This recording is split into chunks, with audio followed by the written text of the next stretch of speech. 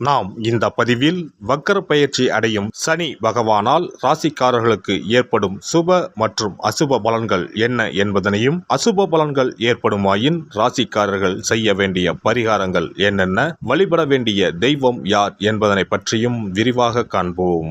உங்கள் வாழ்வில் வளமும் நலமும் செல்வ செழிப்பும் பெற்று வாழ்வில் உயரிய நிலையை அடைய எல்லாம் வல்ல இறைவனை வேண்டி விரும்பி கேட்டுக்கொள்கிறேன். வாழ்க்கையில் கஷ்டங்களை மட்டுமே சந்தித்த சில ராசிக்காரர்களின் வாழ்க்கையில் புது மலர்ச்சியை தரப்போகிறார் சனி பகவான். இந்த பெயர்ச்சியின் போது சில ராசிக்காரர்களை வாழ்க்கையின் உச்சத்திற்கு கொண்டு செல்ல போகிறார். ஒருவர் செய்த கர்ம வினைகளுக்கு ஏற்ப பலாபலன்களை கொடுப்பவர் சனி பகவான். சனி பகவான் மனது வைத்தால் போதும், குப்பையில் இருப்பவர்கள் கூட கோபுரத்திற்கு செல்வார்கள். மன்னராக இருப்பவர்கள் கூட முடி துறந்து நாடு இழந்து நலன் போல அலைய வேண்டியதுதான். சிவனாக இருந்தாலும் யமனாக இருந்தாலும் சனியின் தண்டனையில் இருந்து தப்ப முடியாது. எல்லோருக்கும் ஒரே தீர்ப்புதான். அரசனை ஆண்டியாகவும் ஆண்டியை அரசனாகவும் மாற்றுவார். சனி பகவான் எல்லோருக்கும் கெடுதல் செய்ய மாட்டார். அவரவர் கர்ம வினைகளுக்கு ஏற்ப பலன்களை கொடுப்பவர். சனி பெயர்ச்சியால் யாருக்கெல்லாம் பாதிப்பாக இருந்ததோ அவர்களுக்கு சில நன்மைகள் நடைபெறப் போகிறது. சனி பெயர்ச்சியால் யாருக்கெல்லாம் சாதகமாக இருந்ததோ அவர்களுக்கு சில பாதிப்புகள் உண்டாகலாம். வருகிற ஜூன் மாதம் 30ஆம் தேதி சனி பகவான் கும்பராசியில் வக்கர பெயர்ச்சி அடையப் போகிறார். அதாவது எதிர் திசையில் நகரப் போகிறார். இந்த நிகழ்வானது ஜூன் மாதம் 30ஆம் தேதி இரவு 12:35 சனியின் சொந்த ராசியான கும்பராசியில் நடக்கப் போகிறது. நவம்பர் மாதம் 15ஆம் தேதி வரை சனி கும்பத்தில் வக்ர நிலையில்தான் பயணிப்பார். இப்படிப்பட்ட சூழ்நிலையில் சில ராசிக்காரர்களுக்கு சனி பகவானின் சிறப்பு அருள் கிடைக்கும்.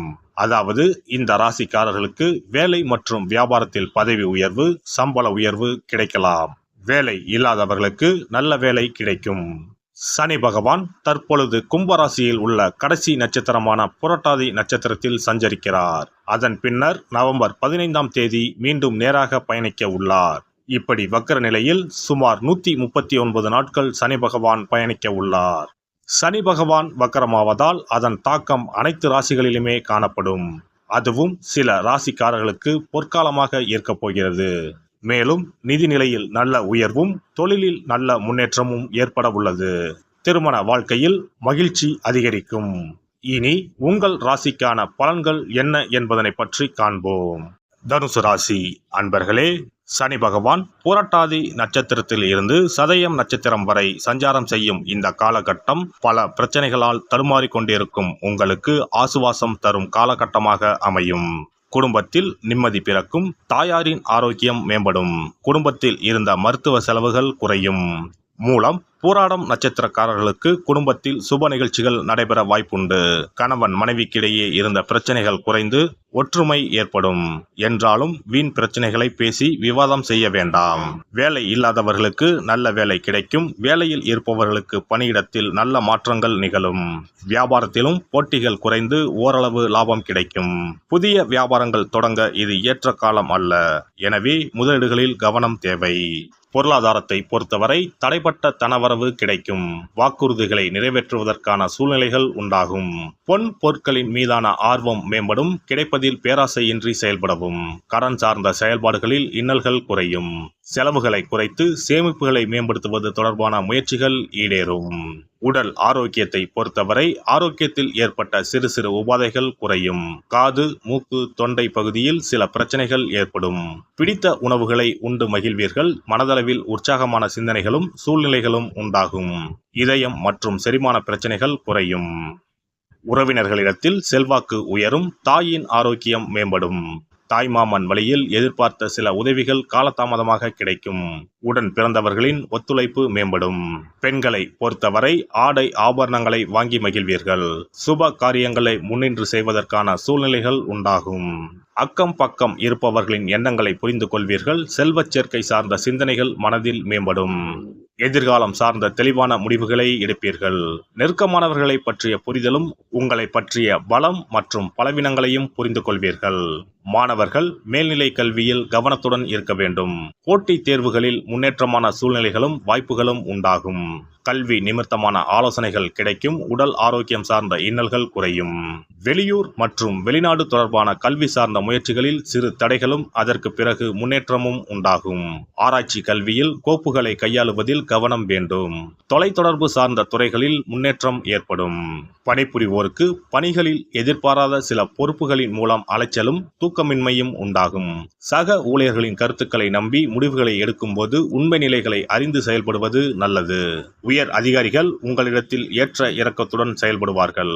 சிலருக்கு வெளியூர் தொடர்பான பயண வாய்ப்புகள் சாதகமாக அமையும்.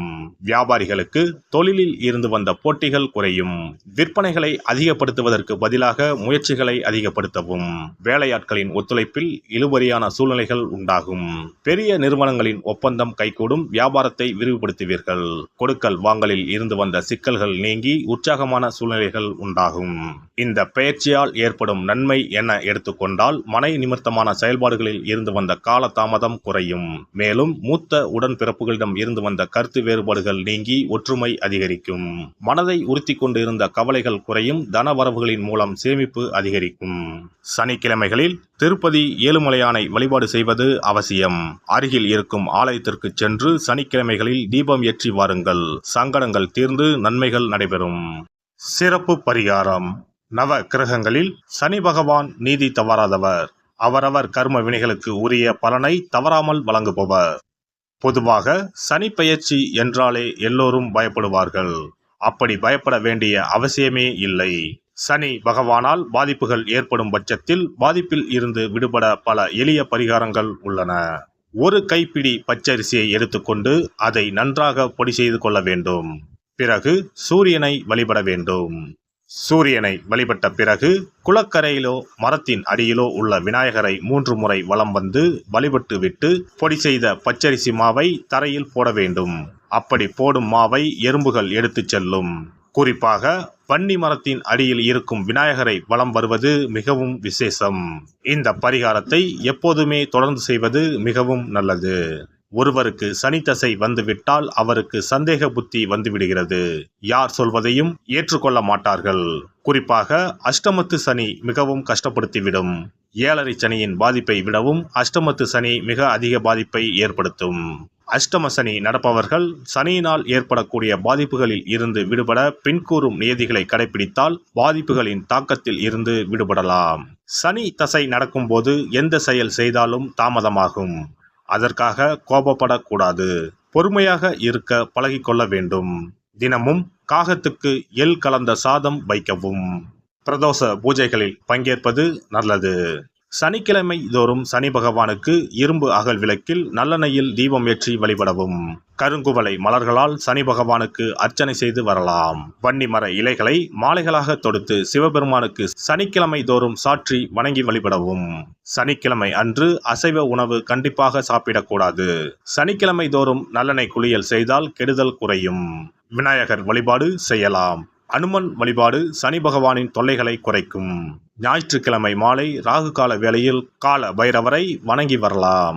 தேய்பிறை அஷ்டமி நாளில் கால பைரவரை வணங்கி வருவது நன்மை தரும். ஏழை மாணவர்களின் படிப்பு செலவுக்கு உதவலாம். சனி பிரதோஷ வழிபாடு செய்வது சிறப்பு. அன்னதானத்துக்கு உதவி செய்யலாம். சித்தர்களின் பீடங்கள் ஜீவ சமாதி பீடங்களுக்கு சென்று வணங்கி வழிபடலாம். வன்னி மரத்தை சுற்றி வந்து வணங்க வேண்டும். இதனால் சனி பகவானின் கொடுமையான பாதிப்புகள் விலகிவிடும். பிரதோஷ காலத்தில் சிவபெருமானுக்கு வில்வ இலை கொடுத்து வணங்க வேண்டும். தினமும் ராமநாமம் ஜபித்து வந்தால் சனி பகவானின் தொல்லையிலிருந்து தப்பிக்கலாம். கால்கள் இல்லாமல் நடக்க இயலாதவர்களுக்கு இயன்ற உதவியை செய்யலாம். இந்த வழிமுறைகளை முறையாக கடைபிடித்து சனியினால் ஏற்படக்கூடிய பாதிப்புகளின் தாக்கத்தில் இருந்து விடுபடலாம். எல்லாம் வல்ல இறையருளால் நீங்களும் உங்கள் அன்பு குடும்பமும் உடல் நலம், நீலாயுள், நிறை செல்வம், உயர் புகழ், மெய்ஞானம் ஓங்கி வாழ்க வளமுடன். இந்த வீடியோ பதிவு உங்களுக்கு பிடித்திருந்தால் லைக் பண்ணுங்க, கமெண்ட் பண்ணுங்க, ஷேர் பண்ணுங்க. மறக்காம சப்ஸ்கிரைப் பண்ணுங்க. பக்கத்துல இருக்கிற பெல் பட்டனை கிளிக் பண்ணுங்க. நன்றி, வணக்கம். ஓம் நமச்சிவாய. சிவாய நம.